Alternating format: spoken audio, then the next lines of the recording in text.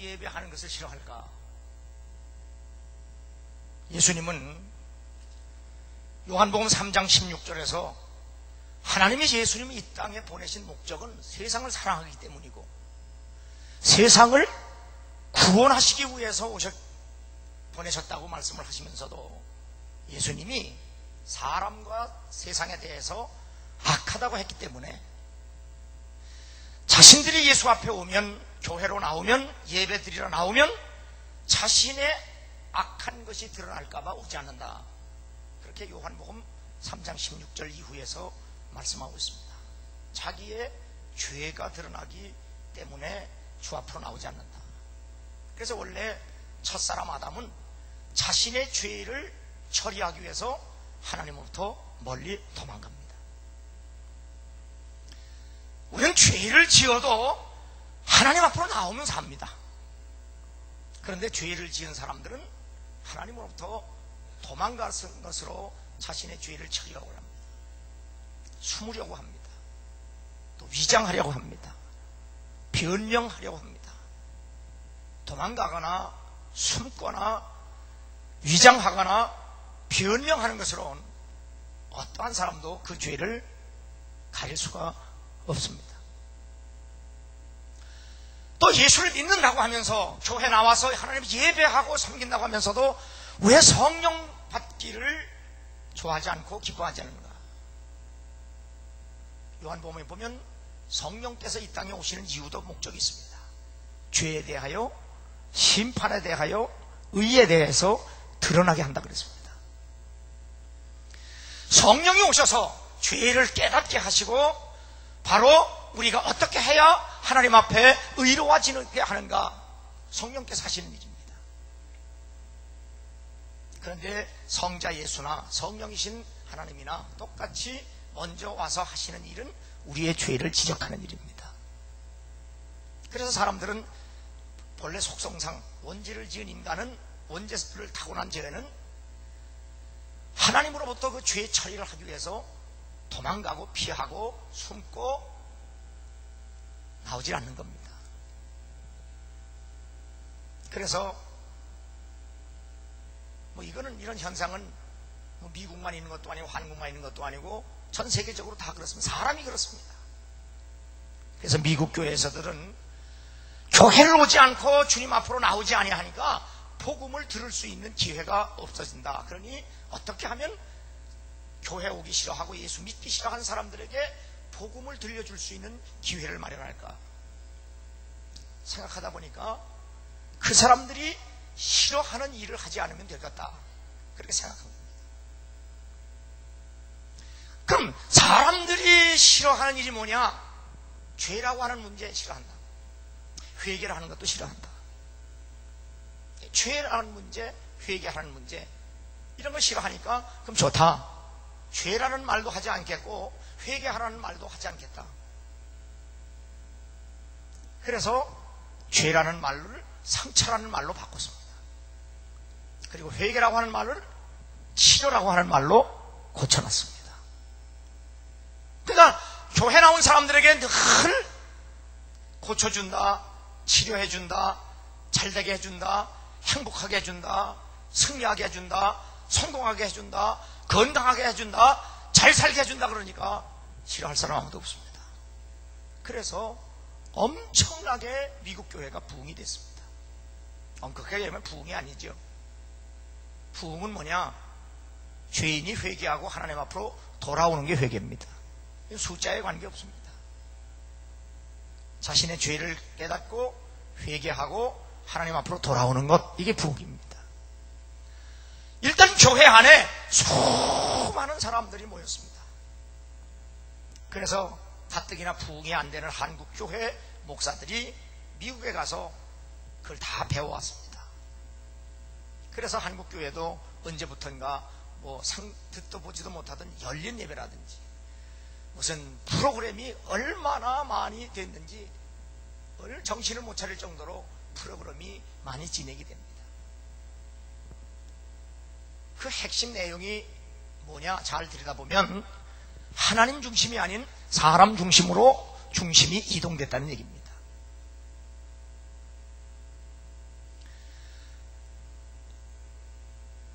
교회가 존재하는 목적은 하나님을 예배하기 위해서 존재하는 겁니다. 그런데 오늘날 교회는 하나님을 예배하기보다는 사람에게, 나쁜 말로 하면 비유 맞추기 위해서, 그래서 사람들이 자기를 좋아하고 자기를 칭찬하고 너 잘났다, 너 최고다, 네가 성공할 거다, 네가 복 받을 거다, 내가 건강할 거다, 내가 잘 될 거다, 내가 수치 맞을 거다 하니까 모여격인 모였는데, 그 사람들에게 다시 물었습니다. 너 예수 믿느냐? 그랬는데 그 많은 사람들이 예수 믿는다는 사실을 솔직하게 고백하지 못합니다. 너 구원 받았느냐? 구원의 확신도 없습니다. 너 성령 받았느냐? 성령 받은 경험도 없습니다. 너 하나님 사랑하느냐? 하나님 사랑하는 것도 없습니다. 다만 자기 자신이 잘 되고 복 받고 잘 사는 것만 관심을 가졌습니다. 이 대표적인 교회가 시카고에 있는 윌록 크릭이라고 하는 교회의 그 빌 하이벨스라고 하는 목사님이 섬기는 교회입니다.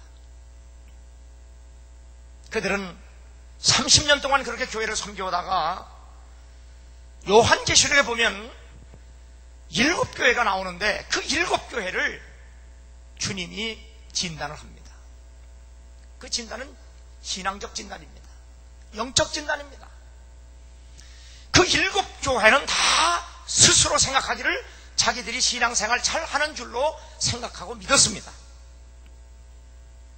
그런데 주님이 보시니 그들의 약점이 드러나고 죄가 드러나고 허물이 드러납니다. 주님이 정확하게 7교회를 진단하시고 그리고 처방을 합니다. 그 처방이 뭐냐? 어디에서 믿음이 떨어진지, 어디에서 무엇 때문에 죄를 지었는지 깨닫고 회개하고 열심을 내라. 그것이 바로 하나님의 진단과 처방입니다. 세계적으로 최대의 교회를 자랑하는 윌록 크릭 교회는 30년 만에 자체 진단을 합니다. 우리 교회가 과연 하나님이 기뻐하시는 교회가 되었느냐? 3년에 걸쳐서 설문조사를 하고 1대1 만나서 조사를 해서 그들의 신앙을 고백하게 하고 시인하게 하고 그리고 솔직하게 말하게 했습니다. 그런데 그렇게 많이 모인 수만 명의 교인들이 놀랍게도 변화되지 않았다는 사실입니다. 그래서 빌 하이벨스는 리비얼, 충격적 폭로라고 하는 책을 썼습니다. Where are you? 하나님이 아담을 죄짓고 도망갔을 때 Where are you? 너 어디 있느냐 물은 것처럼 우리 교회의 지금 존재의 근거가 도대체 어디쯤 와 있느냐? 폭로해보니까 예수 믿는 것도 아니고 변화되지 않았다는 사실을 깨닫고 그 담임 목사는 나는 정말 천지가 무너지는 충격을 받았다. 그럼 어떻게 할 거냐? 이제는 말씀으로 돌아가자. 하나님 중심으로 돌아가자. 사람 중심에서 하나님 중심으로 돌아가고 말씀으로 돌아가서 하나님의 뜻이 무엇인지를 깨닫고 그 뜻에 순종하고 복종하는 교회로 나가야 한다. 그렇게 고백하고 목회를 다시 시작한다고 선포를 했습니다. 한국교회도 여기에서 자유로울 수가 없습니다. 수많은 교회들이 미국 교회가 부흥된다고 앞다투어 가서 배워가지고 와서 그대로 흉내를 내고 있습니다. 그래서 엄청나게 숫자가 많이 모인 교회도 있습니다. 그런데 미국 교회 그 원조가 실패했다고 자인했는데 한국 교회는 아직도 우리가 실패했다고 자인한 교회가 없습니다. 그래서 저는 다시 마가복음을 통해서 복음을 설교하고 있습니다. 마가복음을 중심으로 복음을 다시 우리가 깨닫고 그리고 다시 말씀을 배우고 정말 우리부터라도 말씀으로 돌아가서 하나님의 뜻이 무엇인지 깨닫고 그 뜻대로 우리가 순종하고 복종하며 살아야 그것이 바른 믿음이요 교회이기 때문에 마가복음을 시리즈로 설교를 하고 있습니다. 오늘 이 설교의 본문은 바로 문둥병 치유 사건입니다. 이 예수님이 문둥병을 고친 이 사건이 우리에게 무엇을 말씀하시느냐, 이것이 바로 이 본문의 핵심 주제입니다. 하나님께서 모세에게 말씀하셨습니다. 출애굽기 30장 12절 보면 이스라엘 자손의 수요를 따라 조사할 때에 조사받은 각 사람은 그 생명의 속전을 여호와께 드릴지니 이는 그 계수할 때 그 중에 온역이 없게 하려 합니다. 하나님이 모세에게 직접 말씀하시길, 모세야, 이스라엘 백성을 셀 때 그냥 세지 마라. 이스라엘 백성을 셀 때는 반드시 성전세 반세겔을 반드시 내라.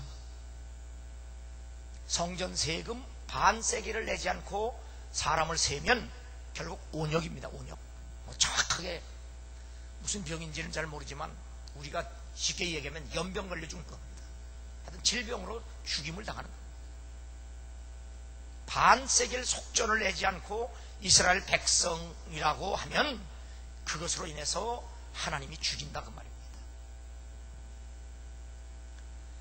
성경에서 이스라엘 백성은 곧 하나님의 택하신 백성으로 의미합니다.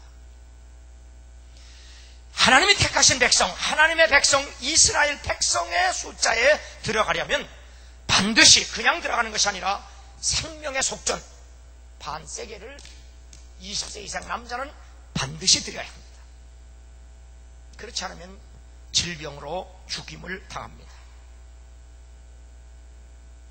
이 생명의 속전, 이 속전이란 말이 뭐냐? 히브리 원어를 보면 덮어준다는 의미가 있어요. 덮게, 그런 덮어준다, 덮게, 이런 덮는 것의 의미가 있습니다. 그건 뭘 말하느냐? 죽을 수밖에 없는 죄인의 죄를 덮어서 죄 없는 것으로 인정하는 것. 이것이 바로 출애굽기 3장 15절에는 생명을 속하기 위하여 내는 반세겔의 속전, 그렇게 의미하는 겁니다. 죄를 덮어준다.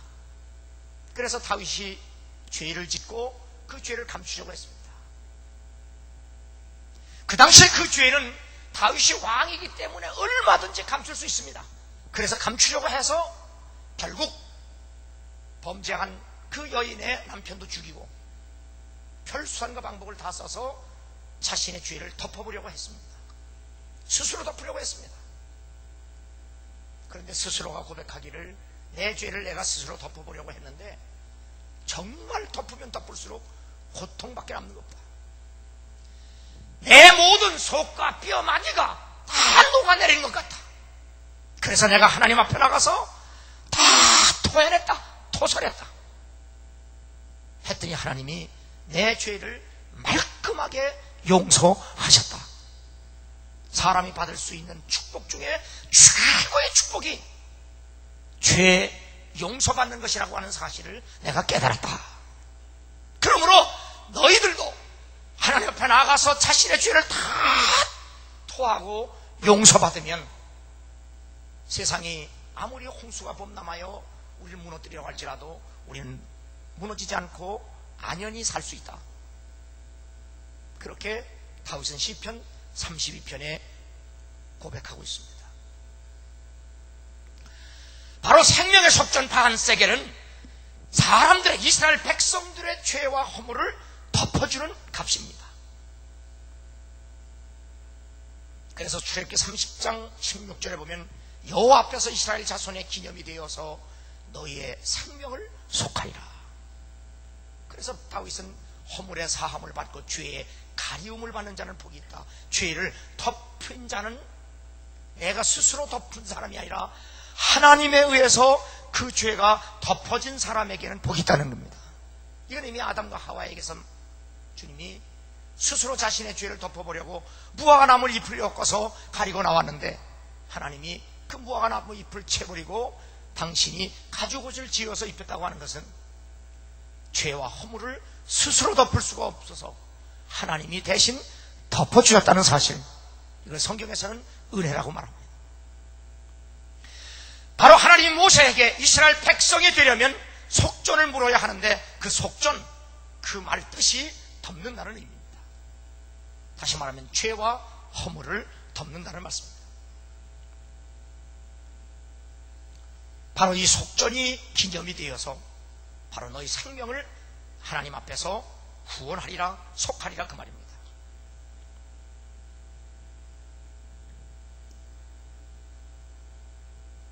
그런데 바로 다윗이 인구조사를 통해서 반드시 사람을 셀 때는, 이스라엘 백성을 셀 때는 속전을 물어야 하는데 다윗이 속전을 물지 않고 이스라엘 백성을 계수하다가 7만 명의 백성을 죽여버린 그런 죽임을 당한 끔찍한 사건이 있었습니다. 다윗은 자기 자신의 정체성에 대해서 이렇게 고백합니다. 사도 바울은 나는 사도 중에 제일 작은 사도요, 성도 중에 제일 작은 성도요, 그리고 자기에 대해서 나는 죄인 중에 괴수라, 그렇게 고백을 합니다. 이렇게 겸손하게 고백한 사람이 없습니다. 그런데 그 사실을 보면, 고백한 시간적으로 보면 사도 바울은 자기를 사도 중에 지극히 작은 사도라고 말했다가 더 신앙이 깊어지면서 성도 중에 지극히 작은 성도로 고백하다가 더 신앙이 깊어지면서 자기는 죄인 중에 괴수라고 고백을 합니다. 그런데 다윗은 하나님이 만날 때 자신을 감동시킬 만큼 믿음이 좋은 사람으로 하나님 인정하셨습니다. 그런데 그 다윗은 자기를 뭐라고 고백하느냐? 이새의 아들 다윗이 말하며 높이 올려온 자, 야곱의 하나님에게 기름 부음을 받은 자, 이스라엘의 노래 잘하는 자가 말하도다. 자기 자신에 대해서 다윗은 뭐라고 얘기하느냐? 하나님께서 나를 왕 만들어 주셔서 높은 자 되게 하셨다. 그러니까 다윗은 자기가 왕 된 것이 하나님의 은혜임을 인정합니다. 두 번째, 하나님이 내게 기름을 부으셨다고 하는 것은 하나님이 나를 성별하셨다, 나를 거룩게 하셨다고 하는 것은 구원하셨다는 얘기입니다. 하나님이 나를 구원하셨다, 나를 거룩게 하셨다, 나를 성별하셨다 그 말입니다. 세 번째, 나로 하여금 이스라엘의 노래 잘하는 자가 되게 하셨다. 내가 하나님께 이렇게 복을 받고 산다. 자, 하나님의 은혜로 내가 왕이 됐고, 하나님의 은혜로 내가 구원을 받았고, 하나님의 은혜로 내가 축복을 받았다. 내가 이런 사람이다. 이 고백과 찬양이 언제 나왔느냐? 바로 모든 대적과 원수들로부터 하나님의 은혜로 구원을 받고, 특별히 자기를 죽이려고 혈안이 된 사울 왕으로부터 온전히 구원을 받았을 때 그는 하나님 앞에 하나님의 은혜로 내가 구원받았다고 하나님을 노래하고 찬양을 하고 하나님께 축복받았다고 하나님을 기뻐하는 그런 고백입니다.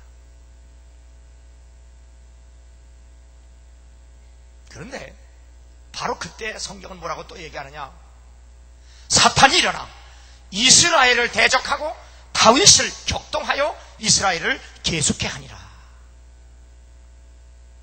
로마서 7장에 보면 사도 바울이 나는 정말 예수를 믿는다, 난 정말 예수 안에서 거듭났다, 내가 정말 주님 뜻대로 살아간다, 그리고 살고 싶다. 그런데 내 한쪽 마음속에 또 선한 것이 거하지 않은 것을 발견하고 나를 자꾸만 죄 짓게 하려고 하는 또 다른 마음과 생각이 또 있는데, 이것 때문에 내가 참 갈등한다. 그러나 내가 이 갈등 속에서도 온전히 나를 자유케 하고 해방케 하고 구원하실 분은 예수밖에 없고 성령밖에 없다라고 고백을 합니다. 다윗이 내가 왕된 것도 하나님의 은혜요, 내가 하나님께 복받은 것도 하나님의 은혜요, 내가 구원받은 것도 하나님의 전적인 은혜인데, 그렇게 고백하고 찬양을 하고 노래하면서도 그의 마음속의 한 구석에는 내가 잘나서 왕이 되고, 내가 용감해서 사울왕과 싸워 이기고, 내가 힘이 있어서 바로 이웃 나라와 싸워서 이겼다고 하는 자기 사랑이 한쪽 속에서 꿈틀대는 것을 사탄이 알고 공격한 겁니다. 사탄이 일어나 이스라엘을 대적하고 다윗을 격동하여 이스라엘을 계속케 하니라. 쉽게 얘기하면 하나님은 이스라엘 백성을 계수할 때는 반드시 속전을 물고 세라. 더 쉽게 얘기하면 돈 내고 세라. 그런데 마귀는 다윗에게 와서 이스라엘 백성의 숫자를 세는데 돈 없이 그냥 세라. 얼마나 먹음직도 하고 얼마나 보암직도 하고 얼마나 탐스럽게 할 만큼 아름답습니까? 그래서 사탄은 아주 곧 장관들을 시켜서 이스라엘 백성의 숫자를 셌습니다. 이것은 바로 다윗의 자기 의를 말하는 겁니다. 여러분, 왜 신명기 8장에 하나님께서 내가 좋은 집을 짓고 먹고 배부르고 tum뜨실 때 나를 모른다고 할까봐 두렵고, 내가 네게 재물 얻을 능을 주어서 네가 잘 사는데 내 재주로 재물을 얻을까 말까 그게 두렵다? 나를 떠날까봐 두렵다. 왜 주님이 그렇게 말씀하실까? 목회 현장에서 보면 많은 사람들이 처음에 교회 나오고 예수 믿기 시작하면 아주 열심히 믿습니다. 난 그래서 교회에서 제일 겸손한 사람이, 술 담배 먹는 사람이 제일 겸손하더라고요. 술 담배 먹는 사람들은요, 목사 앞에 오면 쩔쩔매요. 쩔쩔. 아유, 살펴가시죠. 그렇게 쩔쩔맵니다. 그러던 사람들이 집사, 권사, 장로 좀 돼보세요. 쩔쩔맵니까? 왜 가르치려고 댕겨요?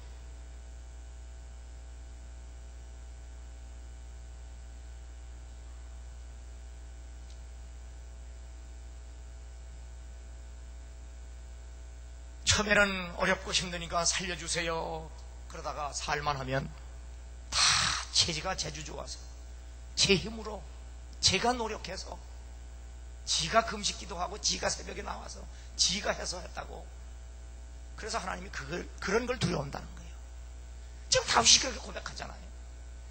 내가 왕 된 것도 하나님의 은혜요, 내가 구원받은 것도 하나님의 은혜요, 내가 이렇게 축복받고 사는 것도 하나님의 은혜입니다. 그런데 사탄이 보니까 한쪽 구석에, 아니 그래도 내가 잘난 게 있지, 그래도 내가 한 거 있지, 이걸 사탄이 공격한 겁니다. 그래, 하나님이 야 섞지 마라, 먹어도 안 주고, 이것이 바로 에덴 동산의 규격 아닙니까? 아니야, 그렇지 않아.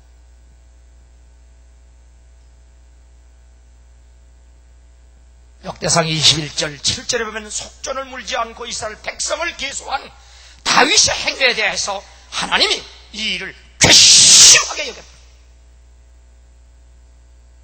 그 반세기를 안 낸 것 때문에 하나님이 다윗을 괘씸하게 여겼다는 거예요. 괘씸.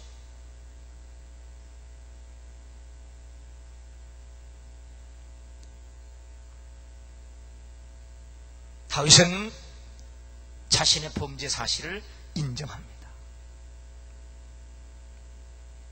다윗의 구원, 하나님의 사랑, 하나님의 은혜를 고백하며 찬양하면서도 자신의 의의를 내세우려는 인간의 부패성이 여실히 드러납니다. 그래서 주님은 선줄로 생각하거든 넘어질까 조심하라 그래야 돼요. 그죠? 더 알아듣기 쉽게 얘기하려면, 내가 유영미 집사님 보고 얘기하는 게 아니고, 유영미 집사님이 참 노래를 잘해요. 내가 봐도 진짜 잘해요. 잘하는데 그게 하나님이 주신 선물이에요. 은혜예요. 그래서 하나님의 은혜를 감사하면서 노래를 하면 그게 하나님도 기뻐하시고 자기도 신이 나고 듣는 사람도 은혜가 돼요. 근데 이 사람이 은근히 지속해서 내가 목소리가 좋긴 좋아. 우리 엄마가 이렇게 좋게 해줬는데, 엄마라고 얘기해도 좀 나아. 그건 내가 아주 경이롭게 댕기면서 얼마나 피토도록 노래하는지 알아. 이러면 이게 가는 거예요. 이게 맛이. 모든 게 다 그래요. 모든 게 다 그래요. 그것만 그런 게 아니에요. 피아노도 그렇고 올겐도 다 그래요. 지휘도 그렇고 다 그래요. 내가 지휘를 잘해서. 아니요, 다윗이 노래 잘하는 것은 하나님의 은혜라고 그러잖아요. 축복이에요. 그걸 감사하고 끝까지 나를 앞비치고, 나는 죄인 중에 괴수입니다. 그냥 내가 이렇게 잘할 수 없는 것 피아노 잘 수 있는 것, 지휘 잘할 수 있는 것, 노래 잘할 수 있는 것도 순전히 하나님의 은혜입니다. 이래야 되거든요. 끝까지 지금 빈말이라도 그래야 되거든요. 끝까지. 그런데 이게 은근히 이게 기어 나오려고 해요. 그걸 사탄이 가만두질 않아요. 우는 사자와 같이 덤벼들어요. 이게 에덴 동산부터 시작된 거예요. 그래서 다윗이 반세겔 물지 않고 세라고 한 게 뭐예요? 사탄이 와서 이게 울줄해가지고 그래 내 똥 굴고 그리고 신 거예요. 하나님 괘씸하게 했어요.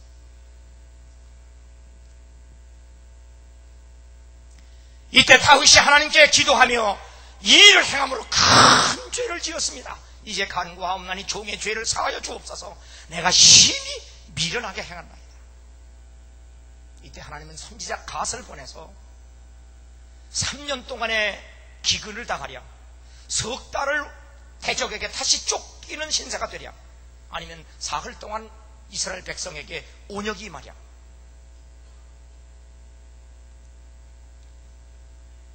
세 가지 중에 구하라.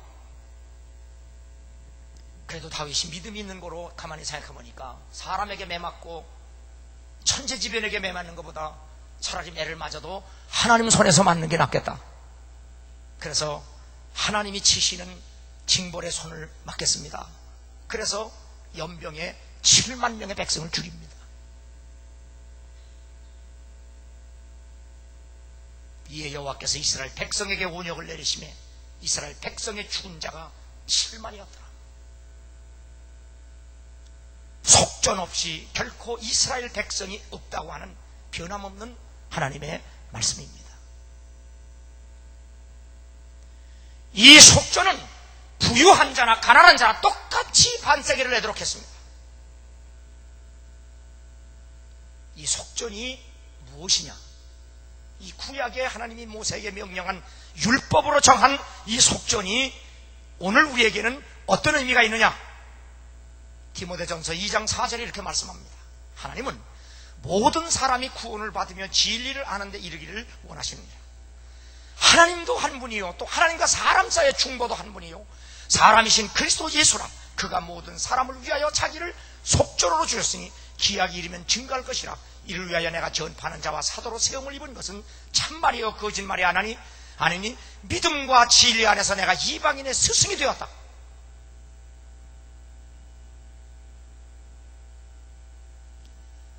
하나님의 소원은 하나입니다. 그것은 뭐냐면 모든 사람이 예수를 알고 구원받기를 원하는 것, 하나님의 소원입니다. 하나님의 뜻이 무엇이냐? 하나님의 소원이 무엇이냐?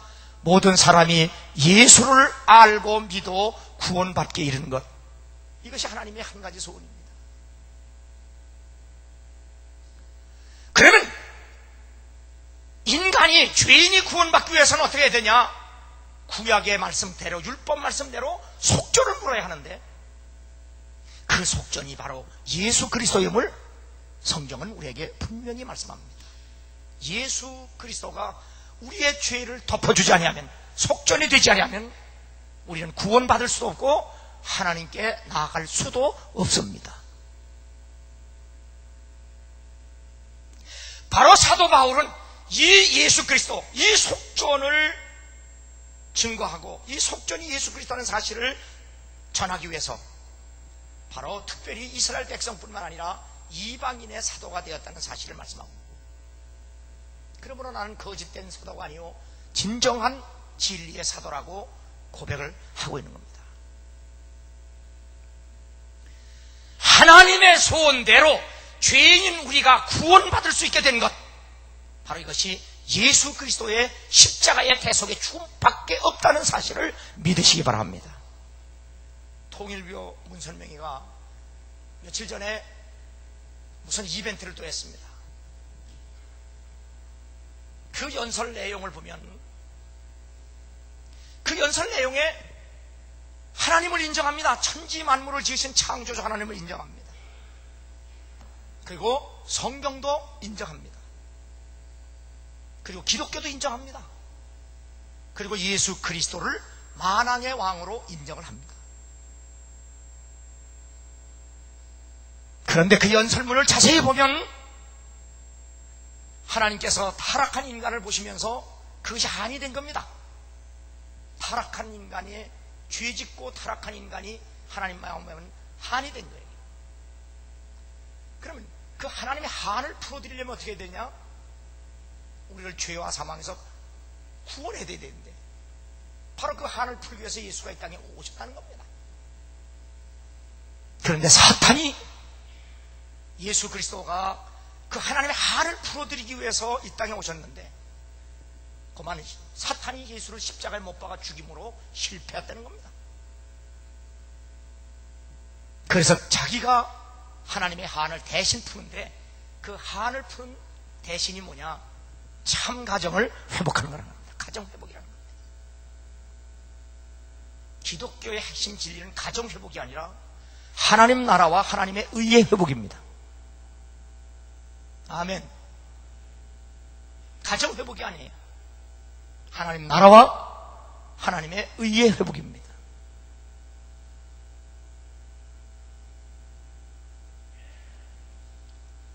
그가 성경을 인정하고 기독교를 인정하고 예수를 만왕의 왕으로 인정하고 하나님을 인정하면서도 예수 그리스도의 십자가의 죽음을 실패로 보고 그분이 다시 살아난 부활을 말하지 않습니다.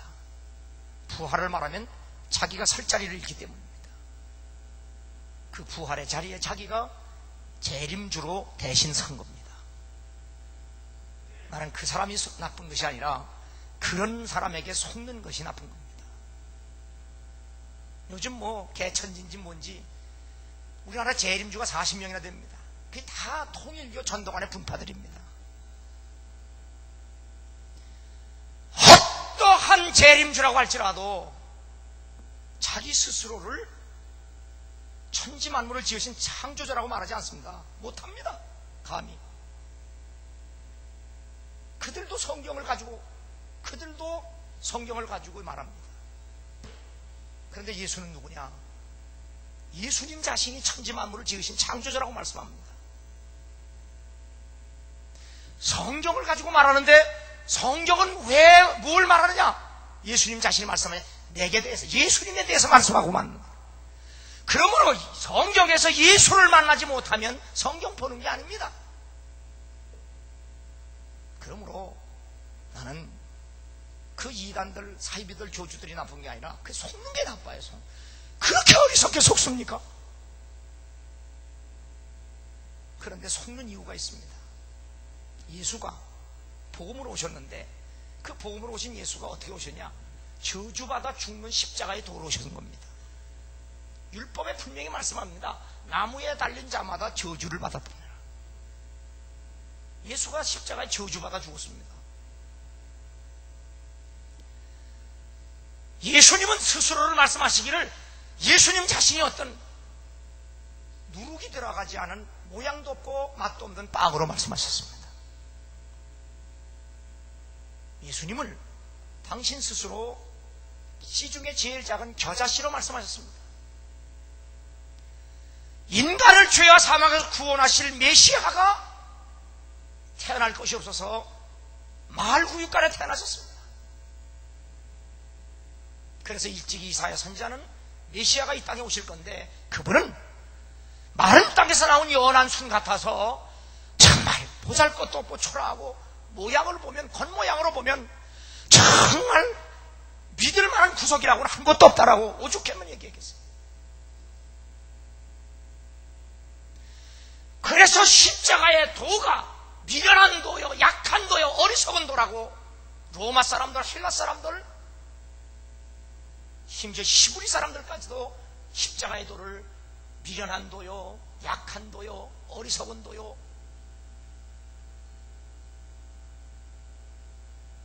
그러나 저주받아 죽는 그 십자가의 도, 거기에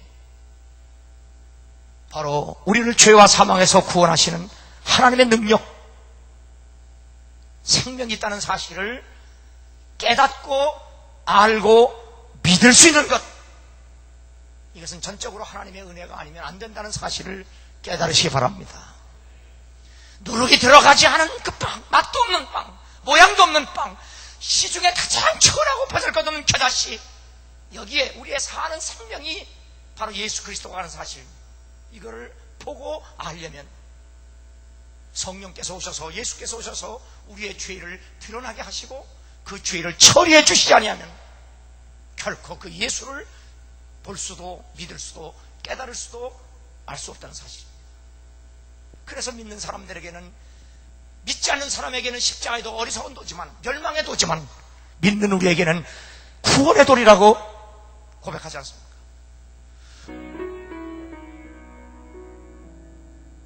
그 멸망의 도, 어리석은 도, 미련한 도, 약한 도, 그것이 우리의 생명을 살리는 도로 알려면 눈이 떠져야 되고 깨달아져야 하는데, 이것은 주님이 오셔서 우리의 죄를 지적하시고 그 죄를 깨닫고 회개하게 하시고 그리고 믿게 하시는 것, 이것이 주님과 성령이 하시는 일입니다.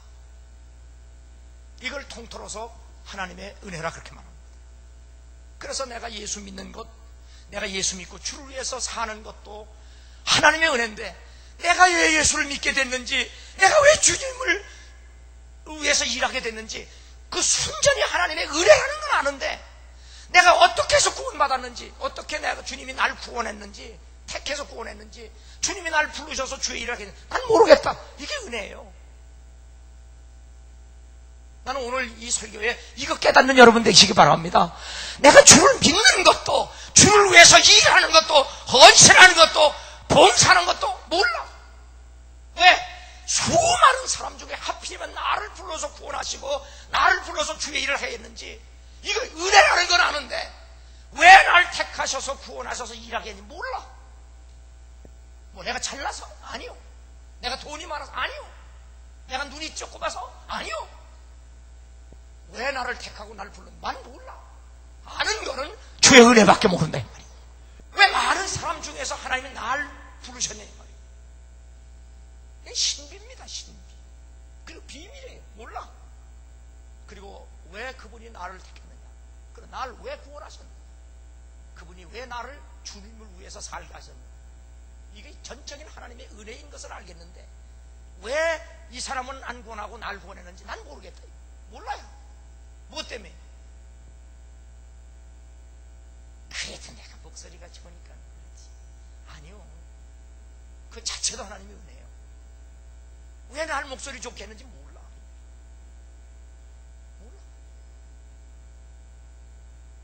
이걸 알 때, 깨달을 때 하나님의 사랑이 얼마나 큰지를 압니다. 오늘 이 본문이 이게 그 얘기입니다. 오늘 성경에 나오는 문둥병자는 바로 여러분과 나 자신이라는 사실을 인정해야 합니다.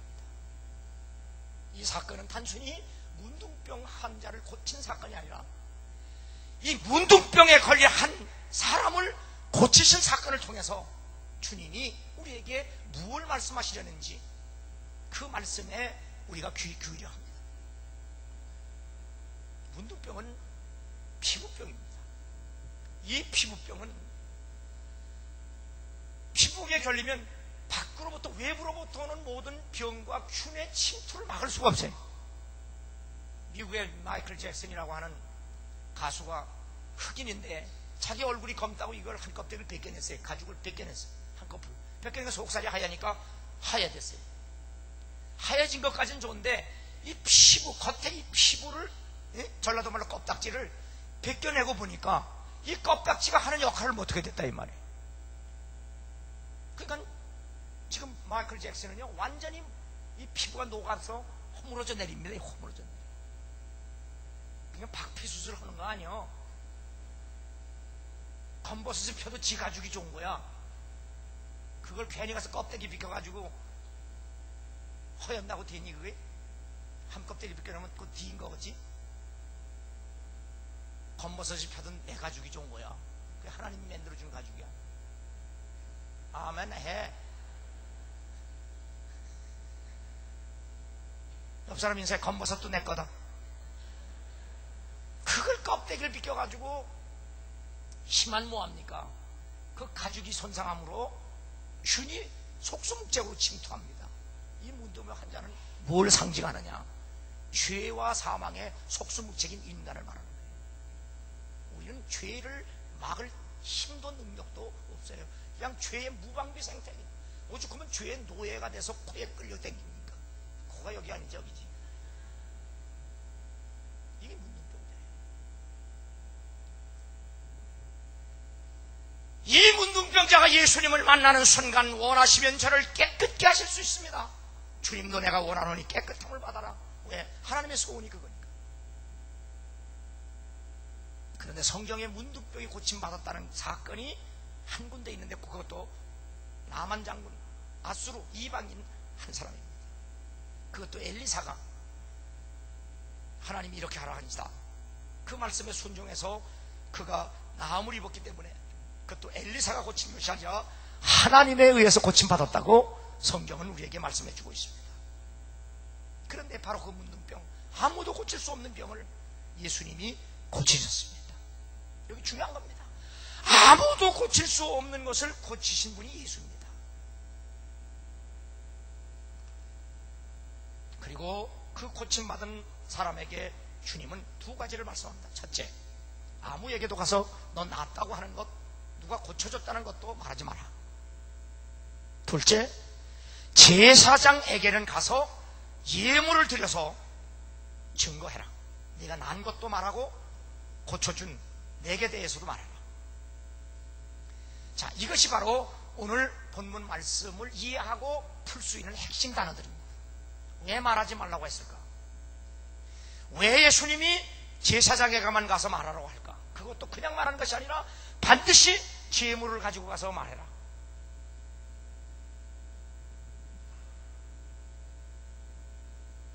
오늘 이 말씀 속에서 우리는 깨달아야 할 것이 있습니다. 그럼 먼저 제사장에 가서 증거하라는 것, 그것도 제물을 가지고 가서 증거하랬는데 바로 이에 대한 대답이 레위기 14장 1절에서부터 9절에 나와 있습니다. 문둥병 환자들은 그 당시로서는 하나님으로부터 저주받은 병으로 생각했습니다. 왜냐하면 낫는 병이 아니거든요. 이게 한 번 걸리면 몸이 뭉그러지기 때문에 회복이 안 됩니다.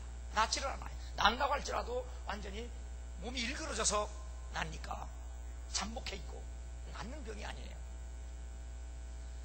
그래서 하나님으로부터 저주받은 병으로까지 인식을 했습니다. 그래서 집에서 다 내쫓겼습니다. 부정한 병이라고 해서 다 집 밖으로 내쫓고 가족으로부터 내쫓고 교회로부터도 내쫓겼습니다. 바로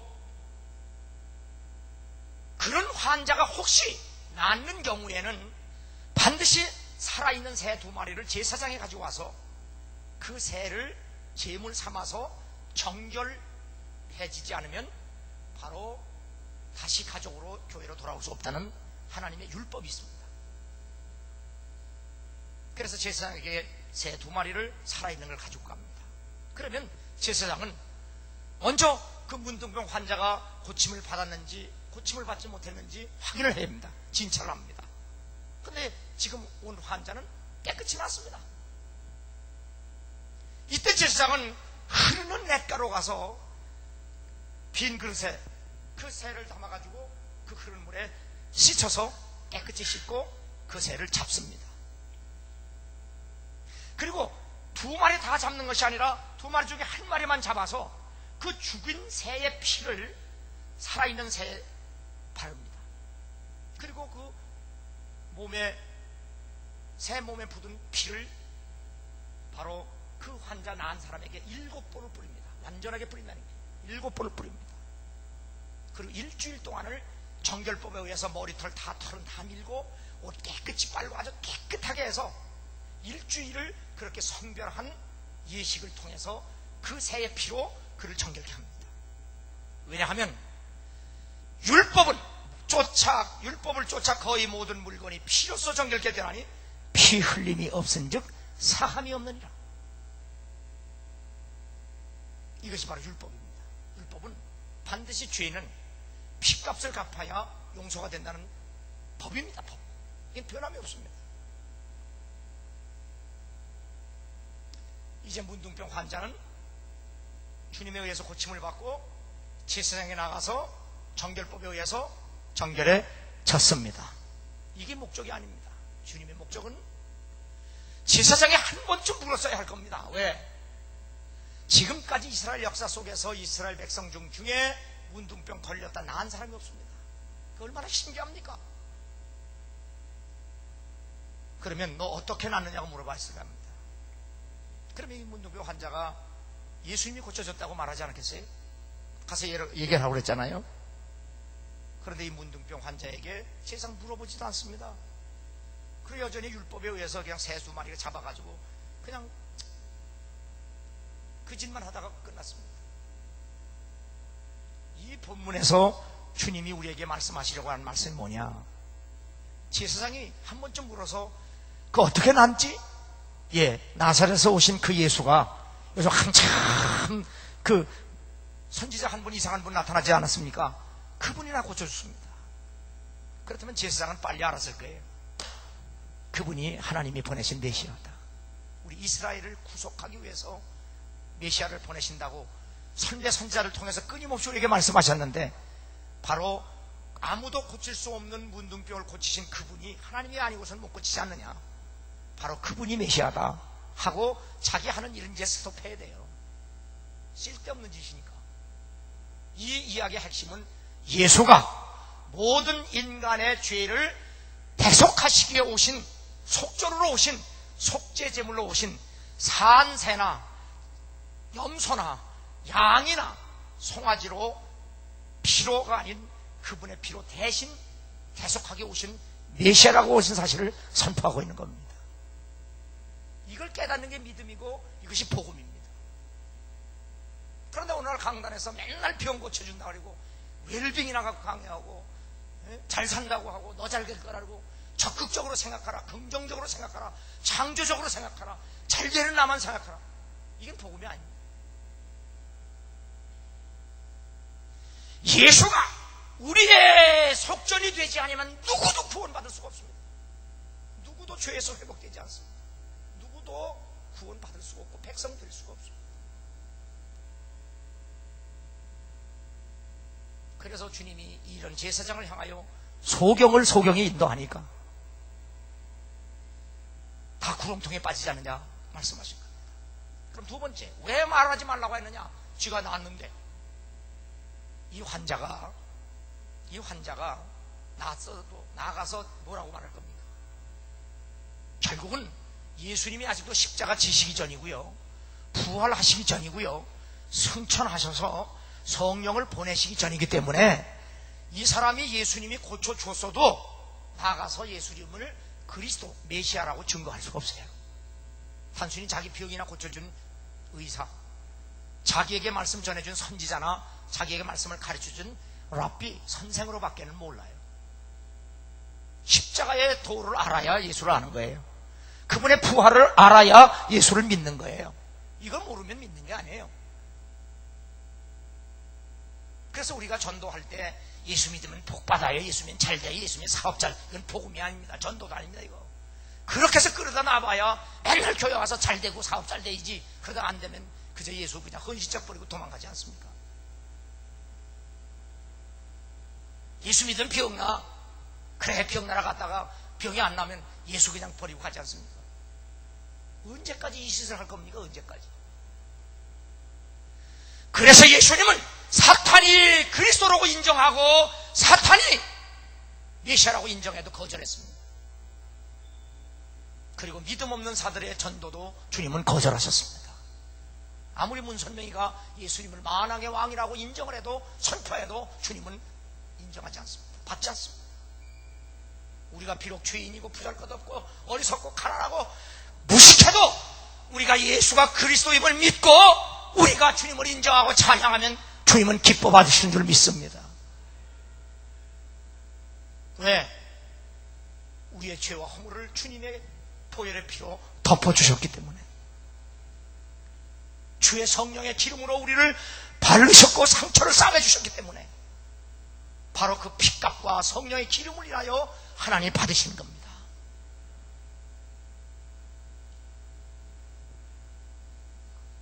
그러므로 오늘 성경 본문의 얘기는 뭘 얘기하느냐?